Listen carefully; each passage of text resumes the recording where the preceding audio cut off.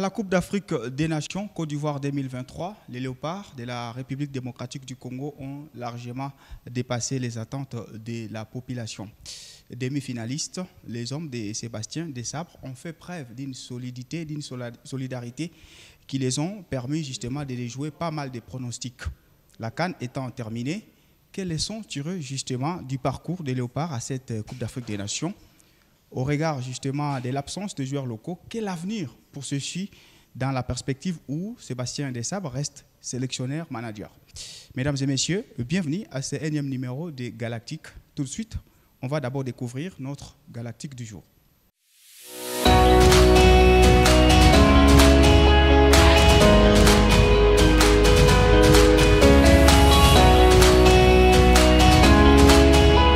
Allez, mon invité d'aujourd'hui est un homme à tout faire, un véritable polyvalent dans le monde de la presse. Il a plusieurs compétences journalistiques. Il est présentateur, il est commentateur, reporter et rédacteur. Et pour couronner le tout, c'est un analyste sportif hors pair.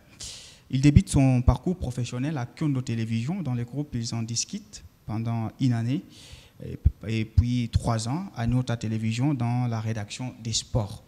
Aujourd'hui, il est journaliste indépendant, tenant une chaîne d'information, des blogs et des documentaires sur YouTube. Joël Banewa, bonjour et bienvenue. Bonjour Jean-Claude, bonjour également à toutes ces personnes qui nous suivent. Vous allez bien? Oui, ça va super. Polyvalent, c'est ce que vous êtes. Oui, je crois que j'ai eu la chance de pouvoir aimer ce métier étant jeune, et plus je grandissais, plus j'apprenais, je me rendais compte que finalement j'ai les capacités de faire beaucoup de choses à la fois, et ça me réussit plutôt bien. Ah, ça vous réussit plutôt bien, et puis apparemment vous êtes un loup solitaire. Oui, c'est depuis un temps, parce que j'ai une vision, j'ai ma façon de voir les choses, j'ai eu le temps d'apprendre aux côtés des grands, ce qui est vrai, c'est ma chance. Et après ça, je me suis fait maintenant ma propre idée, et ça me permet maintenant de pouvoir évoluer comme je l'entends. C'est vrai qu'il y a beaucoup de difficultés, c'est pas facile une carrière, ce qui est vrai, mais je crois que c'est ce qui me correspond le mieux, essayer de m'exprimer, de faire valoir tout ce que j'ai en moi pour donner au public et aux gens qui nous regardent et qui sont passionnés par ce que nous faisons aussi. Est-ce qu'on peut attendre un jour un comeback dans les groupes, un comeback dans une maison de presse, ou déjà vous dites carrément c'est les solos? Bon, ce qui est vrai, ça va dépendre de combien ils payent. Il faut être honnête. Je pense qu'une fois qu'il y a un bon paquet, je crois que je peux facilement revenir dans une maison de presse. Mais après, ça va dépendre des conditions, parce que quand on quitte une maison de presse, c'est pour X ou Y raison. Donc, ça ne serait pas intéressant de revenir pratiquement presque à zéro et revivre la même chose. Donc, ça dépendra du projet qui sera vendu, mais j'annonce déjà qu'à 50%, il faudrait mettre le paquet. Alors, on a souvent l'habitude de faire un comeback par rapport à notre ancienne vie. Je vais prendre vos 18 ans. Aujourd'hui, que diriez les Joël Banewa d'aujourd'hui à Joël Banewa de 18 ans? Le Joël Banewa d'aujourd'hui lui dira il lui dira que tu as quand même pris la vie au sérieux. Parce que en grandissant, j'avais déjà beaucoup d'idées, j'avais envie de faire beaucoup de choses. J'étais un garçon assez calme, mais un peu éparpillé dans ma tête. Donc, je touchais toujours à tout. Et au fond de moi, j'avais la peur de passer à côté de quelque chose. Mais la vie a fait en sorte que je me suis posé, j'ai arrêté de faire beaucoup de bêtises, et j'ai pris un chemin et une carrière que je mène aujourd'hui. Donc, je pense que le garçon de 18 ans serait assez fier de moi, même s'il y a encore un grand parcours à faire. Alors, merci. C'était donc là les profils de notre invité d'aujourd'hui, avec qui nous allons cheminer dans le cadre de notre numéro de Les Galactiques.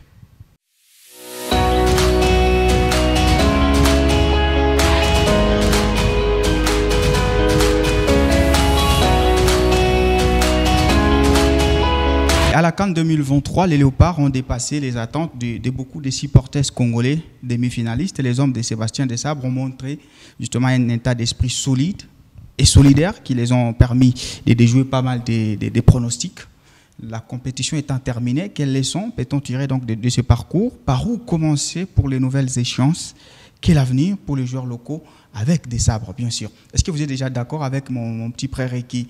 Est-ce que vous avez aussi le sentiment que ces léopards-là, lors de cette Coupe d'Afrique des Nations, ont dépassé les attentes de la population. Oui, tout à fait. Ça se voit de manière claire parce que personne, je crois que même les plus grands analystes du football en particulier dans le monde ne pouvaient pas s'attendre à cette performance-là des Léopards de la RDC parce que c'est une équipe qui sort des situations très complexes. Et quand ils arrivent à la CAN, on se disait... Déjà, pour les Léopards, arriver à la CAN, c'était un miracle. Donc, sortir déjà de ce pool qui était le groupe de la mort, quelque part, c'était déjà un exploit. Et ils ont fait plus que sortir des groupes. Ils ont fini 4e d'une CAN qui était très, très relevée. Donc, je pense que je suis assez d'accord parce que c'est un exploit. Parce que quand on se commémore, même des plus grandes équipes des Léopards où ils étaient vraiment attendus, la génération de Trésor Poutou, voire même de Trésor Loaloa, n'ont pas fait ce que les Silas et Bakambou et Chancel Mbemba ont fait avec leur génération durant la CAN précédente. Donc, c'est un véritable exploit que les Léopards ont réalisé lors de la dernière CAN. Il y a quand même certains extrémistes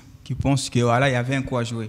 Puisqu'à partir du moment où vous atteignez les demi-finales, eh ben, il n'y a plus à avoir de la maîtrise ou de la retenue. Est-ce que vous pensez qu'il y a à nourrir des regrets de cette élimination en demi-finale, selon vous? Oui, en tant que sportif, c'est vrai. Quand on arrive à ce niveau-là de la compétition, on se dit qu'on est si proche du but parce que les Léopards, ils étaient portés par une forme d'euphorie. Il y avait un véritable soutien de la part du peuple congolais et c'est normal d'avoir cette forme de regret. Mais quand on regarde dans le fond de cette équipe nationale congolaise, moi, pour ma part, je vois le verre à moitié plein parce que ce n'était pas écrit, ce n'était pas prédestiné de voir les Léopards arriver jusqu'à ce niveau-là. C'est vrai que c'est des grands compétiteurs, des grands joueurs, mais arriver là, c'était déjà quelque chose de bien, mais s'arrêter comme ils se sont arrêtés là, ça doit quand même être une raison supplémentaire ou une forme de quelque chose qui va les motiver pour les prochaines compétitions à venir. Donc, ils se disent qu'avec le peu qu'on a pu avoir, on est arrivé là. Donc, prochainement, il faudrait faire mieux parce que prochainement, ils seront attendus cette fois-ci. Donc, moi, je vois vraiment le verre à moitié plein et c'est plus encourageant que critiquable ou regrettable. Alors, quels sont les acquis quand vous regardez ces parcours-là? Quels sont les points positifs que vous comptez retenir de ces parcours des hommes de Sébastien Desabre ou des Léopards en général? Quels sont les acquis positifs selon vous? Déjà, moi, je dirais qu'il y a aujourd'hui un collectif, un vrai collectif, une belle ossature qui est là. Après, une équipe nationale, on sait, partout dans le monde, il y a toujours des ajouts. Un joueur qui va briller, on va rajouter. Mais il y a vraiment un vrai collectif, une base, des joueurs qui jouent ensemble. Et c'est un collectif que Desabre a pu créer au fil du temps depuis son arrivée. Et je retiendrai aussi le côté organisation, en fait. Parce que pour moi, c'est quelque part la clé de la réussite de ces Léopards-là. On a vu une véritable organisation autour des Léopards de la RDC, que ce soit sur le plan logistique et tout ce qui va avec. On a vu vraiment une équipe bien organisée et c'est ce qui a permis aux Léopards d'avoir un groupe concentré que sur le football. On a eu très peu d'histoires extrasportives, alors qu'on sait qu'en République démocratique du Congo, ce qui marque quelque part notre équipe, c'est toujours des histoires extrasportives. On n'a pas vu de conflit joueur-entraîneur, on n'a pas vu de grands conflits entraîneurs, dirigeants et tout. Donc, c'est une base qu'ils ont créée. Et je crois que ça, c'est un fondement, une fondation qui va permettre aux Léopards de briller dans les prochaines compétitions. Yohan Wissa l'a dit après un match de cette Coupe d'Afrique des Nations, je ne me rappelle plus lesquels, il avait dit qu'une âme est née dans cette équipe de la RDC. Donc, il a raison, je suis complètement d'accord avec lui. Aujourd'hui, la RDC, on peut dire qu'on part vraiment d'une page blanche. Alors, vous parlez du fond de jeu, donc un vrai projet de jeu mis en place par Sébastien Desabre. Vous parlez également de l'organisation, surtout quand on connaît les contextes de notre sélection. Souvent, c'est la désorganisation qui se faisait briller. Alors, dans ce fond de jeu, il y a eu des artificiers, il y a eu des joueurs qui ont incarné. Quels sont les joueurs que vous comptiez souligner, en tout cas, qui nous ont aidés à avoir ces beaux parcours? Ouais, inéluctablement, je pense que je veux commencer par le capitaine Chancel Mbemba parce qu'il a été non seulement un très très grand défenseur au cours de la compétition, mais il a été aussi un grand leader. On a vu un Chancel Mbemba transformé, il avait ce rôle d'ancien, il avait son brassard, il avait fait une compétition exceptionnelle. Il est vraiment dans la suite, on va dire, logique de sa carrière.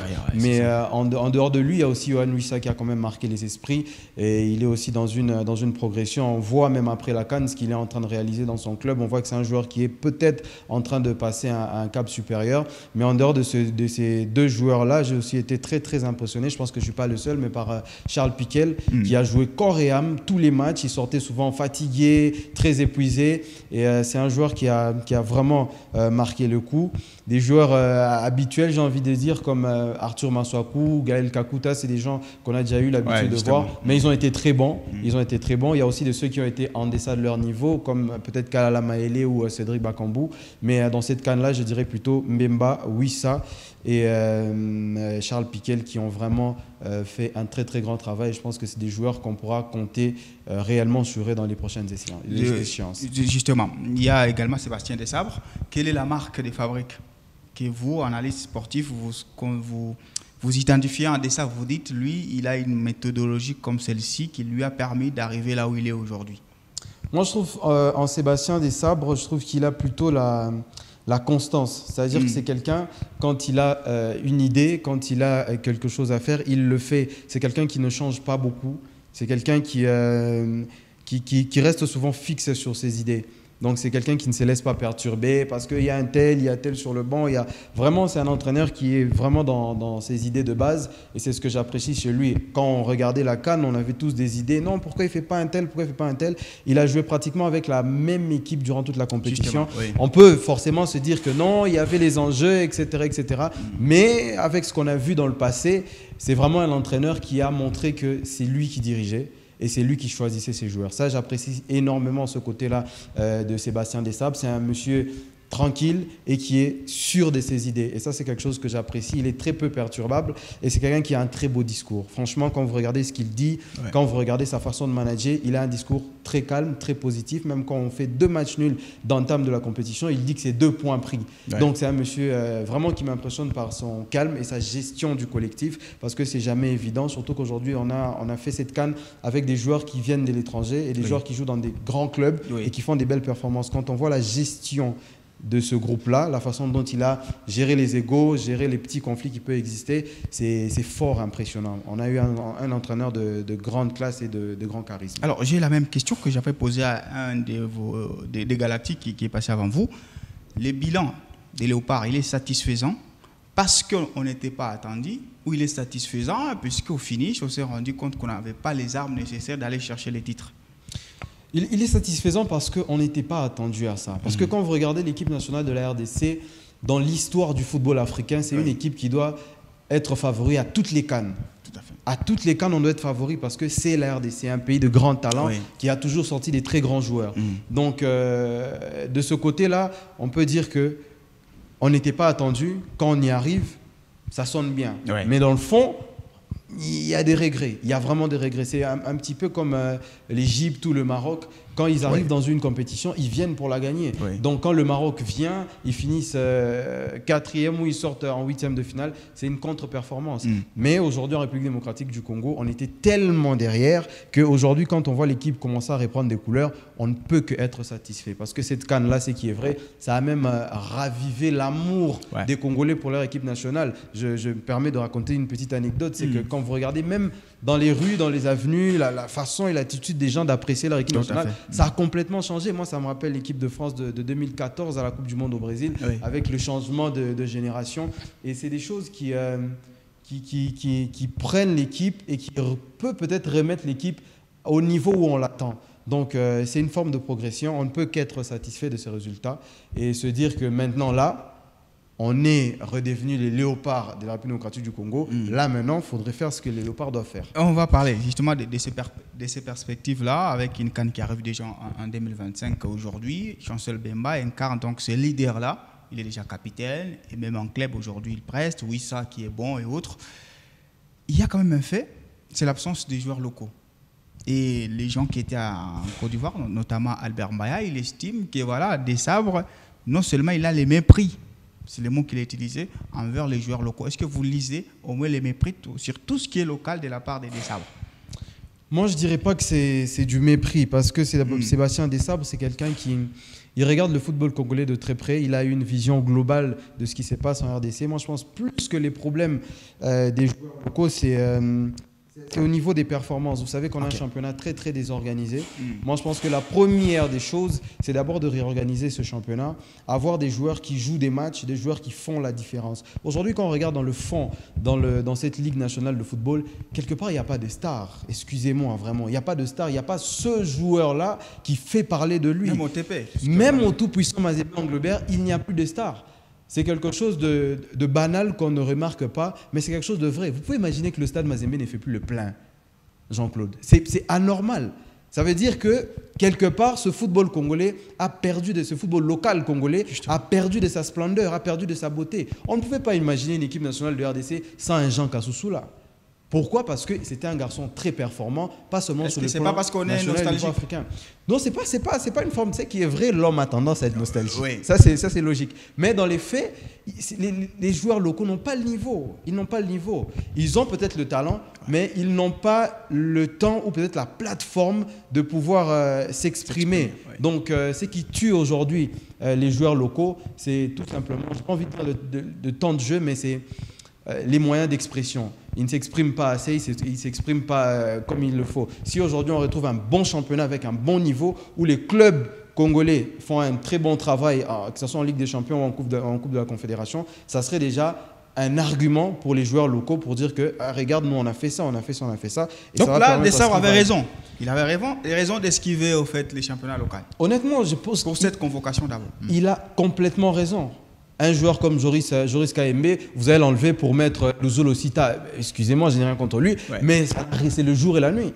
Ça n'a rien à voir. Kevin Mondeko, oui, c'est le capitaine Mazembe, c'est un bon défenseur, oui, mais vous n'allez pas l'enlever pour mettre, vous n'allez pas enlever Inonga Baka pour mettre Kevin Mondeko, vous n'allez pas laisser Bantou Bissika qui joue tous les matchs en Ligue 2 française pour mettre Kevin Mondeko. C'est compliqué, parce que même quand on regarde le fameux championnat de la Ligue nationale de football, un joueur qui joue un match, après il doit attendre 15 jours pour jouer le prochain match, même en termes de rythme, c'est un problème. Je ne dis pas qu'il manque de talent. Tout à fait, oui. Mais c'est une forme, c'est tout simplement le manque d'organisation qui est en train de desservir ces joueurs-là. Il y a des bons joueurs, il y a des joueurs de talent, mais c'est une équipe, c'est des joueurs locaux qui doivent progresser. Ils nous ont montré leur réel niveau à la CHAN. C'était catastrophique, ça on n'a pas oublié. Donc il faudrait vraiment que les joueurs montent d'un niveau pour pouvoir revenir pour frapper à la porte des Léopards. Alors, on est satisfait du bilan de la République démocratique du Congo. Je rappelle qu'ils ont fini justement au pied du podium, donc à la 4e position après une défaite. Sur tir au but, c'était devant l'Afrique du Sud. Alors, qu'est-ce qui n'a pas marché? On sait, les bilans, généralement, il est positif, mais sur le terrain, il y a quand même quelques couacs que vous comptiez aussi relever. Par où on peut commencer pour perfectionner cette équipe-là? Vraiment, c'est une équipe où il y a beaucoup de choses à refaire, c'est qui est vrai. Quand on regarde même le niveau parce qu'il y a une ligne offensive qui a été la plus critiquée. Exactement. Donc, ça veut dire que sur le plan défensif, création d'opportunités, le milieu de terrain, tout est presque parfait. C'est juste que les Léopards, c'est ça même leur talon d'Achille de la dernière CAN, c'est qu'on n'a pas été fort offensivement. Donc il est très très difficile de voir une équipe qui ne marque pas beaucoup de buts aller très très loin dans une compétition. À un moment donné, défendre c'est bien, avoir un bon milieu c'est bien, mais le match de football c'est avoir plus de buts que l'adversaire. Donc c'est ce qui pêche un peu. Parce que ce qui a symbolisé ça, c'est une victoire justement dans le G. Face à la Guinée. Face à la Guinée, exactement. Donc il faudrait perfectionner ce côté-là. Et moi, je pense que c'est plus la responsabilité des joueurs que la responsabilité de l'entraîneur. Parce qu'un entraîneur contribue à la création des occasions. Mais quand l'attaquant ne marque pas, à la limite, l'entraîneur ne peut plus rien faire. Il ne peut plus. Parce que quand vous jouez bien, vous êtes bien organisé et que l'équipe a beaucoup d'occasions, c'est que l'entraîneur a bien fait son travail. Donc, quand on voit un joueur comme Silas qui se retrouve avec un face-à-face avec le gardien et qu'il le rate, la faute est à Silas. Donc, c'est des joueurs offensifs qui doivent revenir un peu plus en forme, qui doivent faire encore mieux que ce qu'ils ont fait à la CAN. Je pense qu'ils ont ça quelque part dans leur tête. Et je crois que c'est l'axe de progression que les Léopards doivent prendre. Et ça va peut-être fonctionner dans les échéances à venir, avoir un peu plus d'attaquants qui marquent beaucoup de buts. Par exemple, quand on parlait d'attaquants, on va se focaliser sur les nefs. On en avait Fiston Maélé, Cédric Bakambu et Simon Banza. Bakambu faisait un peu figure de leader en fait, de ces trios-là. Et finalement, il s'est trouvé. Vous avez aujourd'hui, qu'est-ce qui doit être les points orienteurs des Dessabres? Il doit maintenant braquer les projecteurs sur leur performance en club, puisque quand on regarde, on voit Banza, il est en train de briller, ou on doit respecter les mêmes statuts-là que non. Quand on vient en sélection, c'est Cédric Bakambu qui reste d'abord titulaire. Bon, ce qui est vrai, c'est que c'est pas seulement le problème de la RDC. C'est un peu dans presque toutes les sélections nationales dans le monde. Mais aujourd'hui, en République démocratique du Congo, je pense que même le statut de Bakambu, il peut être remis en question. Parce que le foot, au final, c'est les performances qui comptent. Donc, avoir un Cédric Bakambu dans l'effectif, c'est hyper important. Mais c'est maintenant au coach de gérer cela parce qu'on a besoin de gagner des matchs, on a besoin des attaquants qui viennent et qui marquent. Moi, je crois que d'ici à la prochaine CAN, Bakambu, s'il ne retrouve pas son meilleur niveau, il perdra forcément cette place de titulaire parce qu'il nous a laissé avec des performances médiocres lors de cette CAN qui vient de se terminer. Donc, je crois qu'aujourd'hui, la priorité doit être donnée à un attaquant qui marque des buts parce que Bakambu est passé un peu à côté. Mais il doit se battre aussi, Cédric Bakambu. Donc, quelque part, pour réclamer ce fameux statut d'ancien, etc., il faudrait d'abord avoir un bon niveau pour que derrière, tu sois soutenu par ton vécu au sein de l'équipe nationale. Donc, à partir du moment où il sera un peu plus performant que lors des précédentes compétitions, on peut se dire que oui, le statut va jouer en sa faveur. Mais les Bakambu, Cédric, qu'on a vu lors de la dernière CAN, ne méritent vraiment presque plus d'être titulaire en équipe nationale. Il y a aussi un autre poste qui crée un peu des rêves, c'est le poste des gardiens. Il n'était pas mauvais non plus, mais il y a les gens, passé ne rassurez pas. Est-ce qu'il incarne l'avenir quand même de la sélection ou on doit chercher quelqu'un d'autre? Moi, je pense que c'est... Déjà, il est jeune. Oui, il est jeune et tout est relatif. Quand vous regardez ce que Mpassi fait avant la Coupe d'Afrique des Nations, on était tous d'accord qu'on a eu le gardien qui manquait à l'équipe nationale de RDC. Et moi, je pense que les erreurs de la CAN, ça arrive à tout le monde. Ça peut arriver à tout le monde parce que c'était sa première CAN.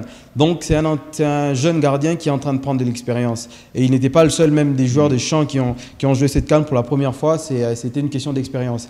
Donc, pour moi, je pense que Mpassi, c'est le gardien qu'il nous faut. Si on regarde la liste des gardiens congolais, je pense qu'il mérite d'abord d'être numéro 1 et il doit vraiment faire l'effort de grandir un peu plus en termes d'expérience. Et il n'y a qu'en jouant qu'on prend de l'expérience. Et c'est un gardien aussi qui doit peut-être progresser en club, monter un peu de niveau parce que la RDC, ce n'est pas n'importe quelle nation. Tout à fait. Donc, pour lui, ça serait bien de jouer dans une première division, peut-être pas en France, mais peut-être dans un autre pays, en Turquie ou en Belgique peut-être, mais être dans une première division d'un bon niveau. Et c'est ce qui lui permettra aussi de grandir un peu plus. Donc, pour moi, je suis un peu dubitatif en ce qui concerne Mpassi Lionel. C'est un très bon gardien. Il faut seulement lui laisser le temps et ça viendra. Robert Kidiaba a eu aussi des moments très difficiles en équipe nationale, mais il a fini comme étant une légende. Donc, c'est notre gardien, il faut y croire et essayer de lui laisser le temps de devenir un très très grand gardien. Alors, quelles leçons-tu justement du parcours des Léopards à la Coupe d'Afrique des Nations? C'est la question centrale. En tout cas, dans ce numéro de Les Galactiques, on va maintenant se projeter. Il y a les échéances qui arrivent, 2025 déjà, l'éliminatoire, et puis la Coupe du Monde. Déjà, il faut passer aussi par les éliminatoires, Coupe du Monde 2026. Comment vous voyez la RDC? Vous l'attendiez où? D'abord, on commence par la Coupe d'Afrique 2025. Cette fois-ci, on est demi-finaliste, on ne peut pas s'interdire. On n'a plus de tabous, c'est le titre qu'on doit attendre. Oui, effectivement, ça c'est plus que logique parce que quand on finissait 4e d'une CAN, ça veut dire que vous étiez pratiquement à 2 matchs du titre.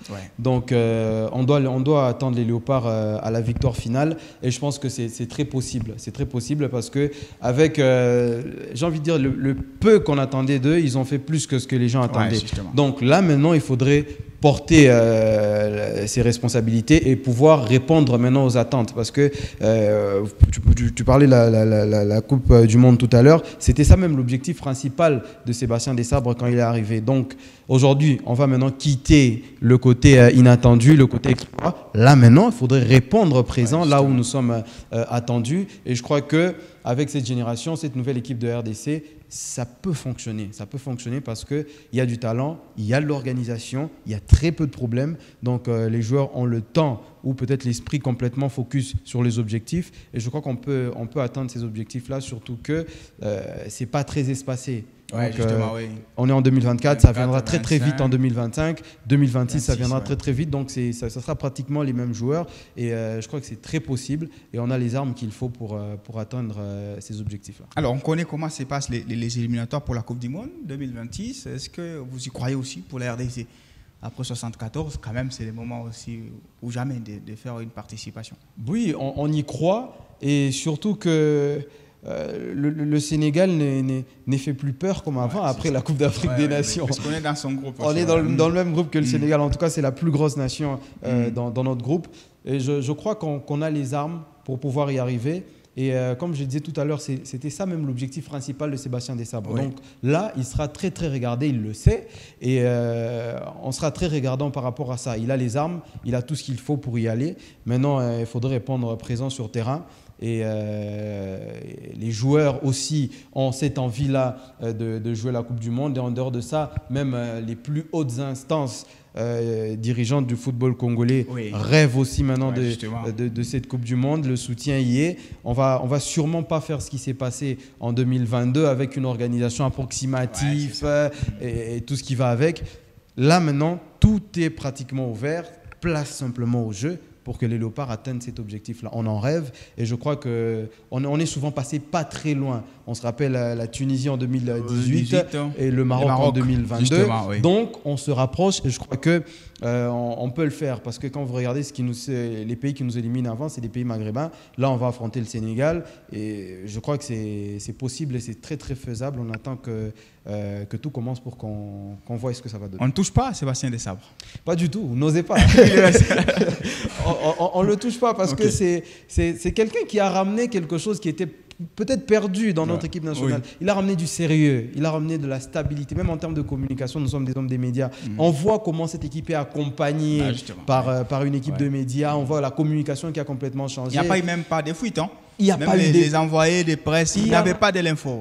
C'était vraiment professionnel. S'il faut vraiment le dire comme ça, c'était très professionnel. Donc c'est quelqu'un qui a apporté quelque chose de nouveau dans cette équipe nationale de RDC. Il faudrait lui laisser son temps, il faudrait lui laisser son espace, le laisser finir son travail parce qu'il fait un travail formidable, on l'a vu. Il a des défauts certes comme tout être humain, comme dans tout boulot, dans tout travail, il y a toujours des failles qu'il faut corriger. Mais c'est un très très bon entraîneur. On a déjà vu ce qu'il a fait avec l'Ouganda à l'époque, qui n'était pas une très très grande nation. Il a fait quelque chose de bien et aujourd'hui il est avec les Léopards, il a fait une bonne CAN. Maintenant il faudrait le laisser tranquille pour qu'il puisse finir son boulot. Alors voilà, on a tiré toutes les leçons nécessaires. Maintenant on va voir la CAN d'une manière un peu globale. Vous pensez que les éléphants ont été des bons champions, les éléphants de la Côte d'Ivoire qui ont remporté au fait cette Coupe d'Afrique des Nations? En tout cas sur terrain, je trouve qu'il y avait... Il y a eu de meilleures équipes dans cette Coupe d'Afrique des Nations que la Côte d'Ivoire. Mais après, le foot, c'est ça, même l'éternelle histoire du football, en fait. Ce n'est pas forcément le meilleur qui gagne. Donc, ils ont gagné cette CAN avec beaucoup de... Ils sont allés avec le cœur, la détermination. Et c'est ce qui a poussé à cette équipe ivoirienne de gagner cette CAN. Même quand je regarde Sébastien Haller qui marque 2 buts importants en demi et en finale, qui avait pratiquement une jambe lors de ces 2 matchs-là. Un joueur qui n'a presque pas joué la compétition. Il y a beaucoup d'histoires autour de cette équipe, les sélectionneurs, etc. Donc c'est vraiment l'histoire qui était prédestinée pour cette sélection. Mais on ne peut pas leur enlever le mérite d'être champion d'Afrique aujourd'hui. Ils ont mouillé le maillot, ils ont fait preuve de beaucoup de courage. Ça aurait peut-être été la RDC, ça n'aurait pas été la même histoire. Donc, c'est des champions, ils le méritent. Gagner cette finale aussi face au Nigeria, qui était vraiment une équipe très, très bien organisée depuis le début de la compétition. Une équipe qui leur a déjà, qu'ils avaient battu en groupe cette équipe ivoirienne. Donc, c'est mérité. Je trouve que c'est une belle équipe. C'est un peu comme le Real Madrid qui a gagné, pas la dernière Ligue des Champions, mais celle d'avant. Avec Benzema. Avec Benzema, Vinicius. C'était pas forcément la meilleure équipe, mais l'histoire était tellement belle.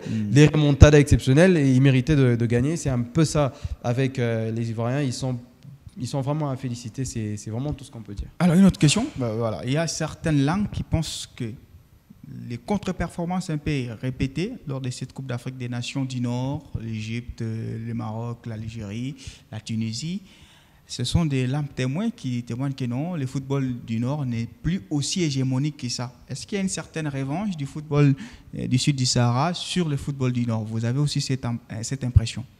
Oui, franchement, ça commence à changer parce que ce qui est vrai, l'avance que les pays du Nord avaient sur nous, c'était simplement sur le plan organisationnel. Ils n'ont pas plus de talent que nous. Quand vous regardez les légendes du football africain, c'est des Noirs. C'est des Noirs. Donc, ils avaient juste un coup d'avance en termes d'organisation, en termes de structure, en termes voilà, c'est 2 points essentiels du football. Et aujourd'hui, les pays africains ont plus en plus ça. C'est-à-dire que même des petites nations, entre guillemets bien sûr, ils ont une bonne organisation, ils ont maintenant les moyens de prendre des bons sélectionneurs. Ça commence à changer, les primes commencent à être un peu plus surélevées. Il y a des joueurs, ça viendra encore un peu plus à l'avenir, mais il y a plus de joueurs des binationaux qui reviennent dans leur nation d'origine. Donc c'est très important ces changements et c'est ce qui est en train d'équilibrer un petit peu la balance parce que l'Afrique noire bien sûr, est en train de prendre le football un peu plus au sérieux parce que même quand on regarde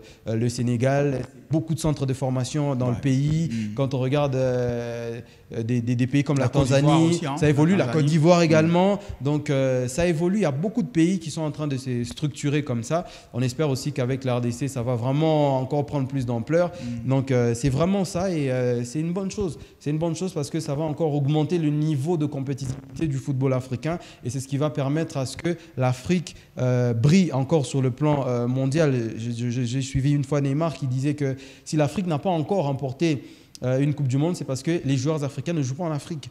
Donc le jour où les joueurs africains auront le goût de jouer en Afrique, ils seront forcément grands. Parce que quand on regarde l'Amérique du Nord et l'Amérique du Sud, il n'y a pas une grande compétitivité. Sauf que l'Argentine et le Brésil, quand ils sortent leurs joueurs, ils partent, ils ont le goût et l'amour de rentrer jouer dans leur pays. Donc une fois que tout est structuré, tout est organisé, ces jeunes-là reviendront. Parce que tout ce qu'ils veulent, c'est simplement retrouver les mêmes infrastructures, les mêmes sérieux qu'ils ont en Europe. Retrouver ça dans leur pays d'origine, ça va beaucoup jouer pour que le football africain évolue. Alors, monsieur Joël Banewa, merci en tout cas pour cette première partie. On va entamer la seconde. Je crois que vous êtes toujours prêt. Non, toujours prêt, toujours l'attaque. Voilà, merci.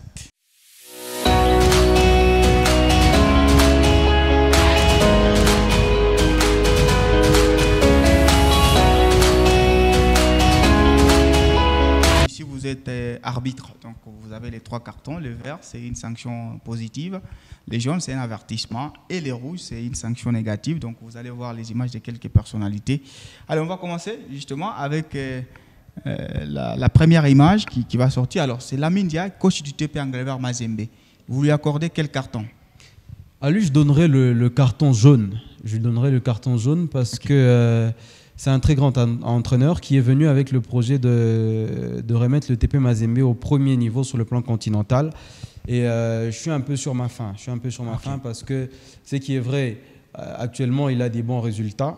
Et je trouve que c'est vraiment l'arbre qui cache la forêt. Parce que quand on regarde la façon dont Mazembe joue, c'est pas agréable à voir. Donc ce qui est vrai, ils ont un bon système défensif, on a vu de l'intensité, ça presse bien, ça joue ensemble, mais sur le plan offensif, c'est vraiment une catastrophe. Ça fait vraiment mal aux yeux de voir comment l'équipe de Lamine Dia joue offensivement.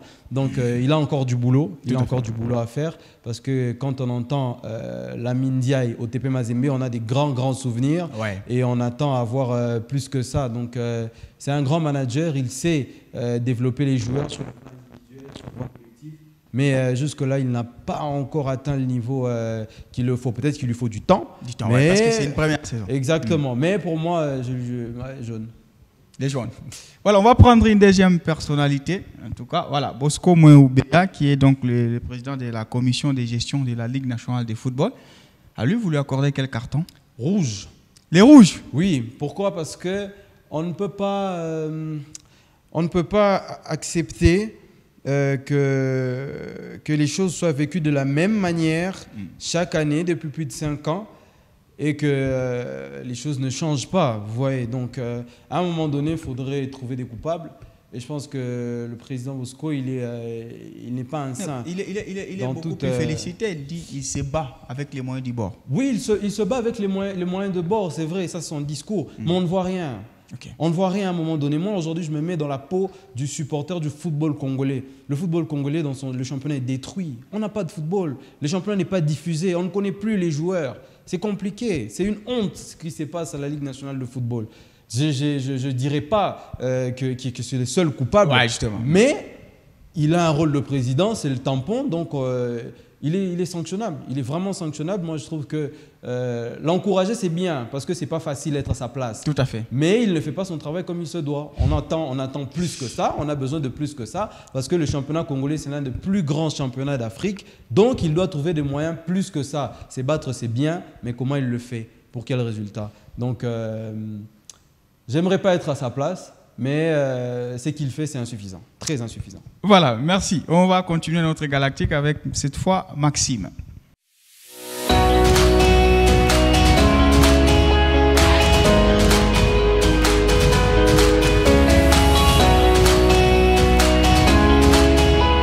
Nous sommes en ligne droite de la fin de notre numéro Les Galactiques. Cette fois, on va prendre notre avant-dernière rubrique, Maxime.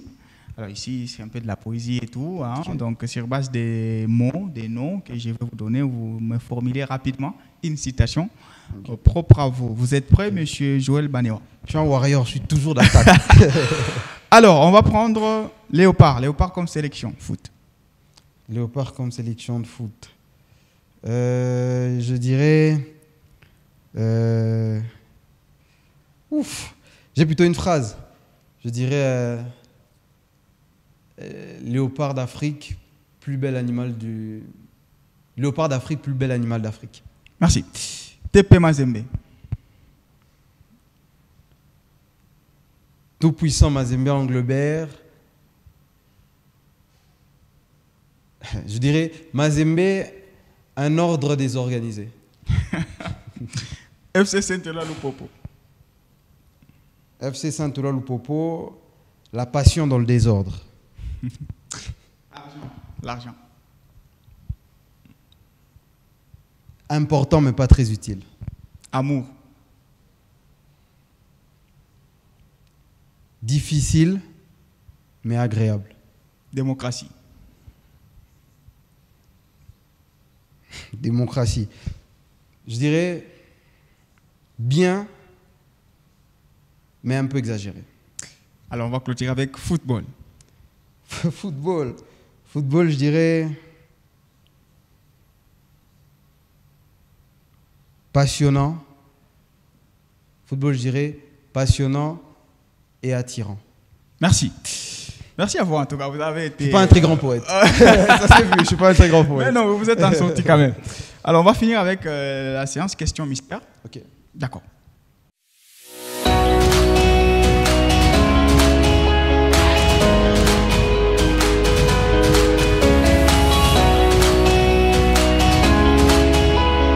Alors, c'est la dernière rubrique, question mystère. On va vous poser quelques questions avec des assertions pour tester votre qui footballistique.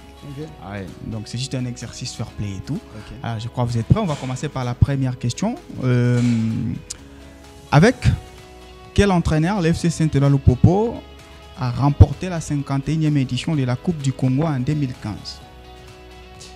Avec quel entraîneur l'FC Lupopo remporte la 51e édition de la Coupe du Congo en 2015 ? A. Mankour Boilem. B. Bruno Bla. C. Raoul Chungu. A. Mankour Boilem. B. Bruno Bla. C. Raoul Chungu. Je dirais Raoul Chungu. Et C. C'est la bonne réponse. C'est la bonne réponse. Okay. C'était en 2015 face à la Katumbi Academy, 1-0 au Stade TP. Voilà, vous avez déjà des points. On va prendre la deuxième question. Dans l'histoire du TP Anglebert Mazembe, quel événement s'est produit le 18 décembre 2010 ? Dans l'histoire du TP Mazembe, quel événement s'est produit le 18 décembre 2010 ? A. L'ouverture officielle du stade TP. B. Les TP jouent la finale de la Coupe du Monde des clubs face à l'Inter Milan. C. La victoire 5-0 devant Espérance de Tunis. A. L'ouverture officielle du stade, donc le 18 décembre 2010. B. Les TP jouent la finale de la Coupe du Monde des clubs face à l'Inter. Et C. La victoire 5-0 devant Espérance de Tunis. Je dirais B, la finale de la Coupe du Monde des clubs. Voilà. Vous avez encore des points, ça fait 4. On va finir la troisième. La République démocratique du Congo compte une participation historique à la Coupe du Monde. C'était en 1974. Combien de buts l'équipe a-t-elle marqué et encaissé ? A. 2 buts marqués contre 14 encaissés. B. 0 buts marqués contre 14 encaissés. C. 3 buts marqués contre 14 encaissés. Je dirais... Je peux répéter. Non, ça va, je crois que c'est A. 2 buts marqués, 14 encaissés. C'était B. C'est 0 buts marqués contre 14 encaissés. Quel dommage. J'étais presque parfait. Voilà, vous avez quand même remporté les 2 premières questions. En tout cas, merci. Vous, c'est la fin de ces numéros Les Galactiques. Merci de votre disponibilité.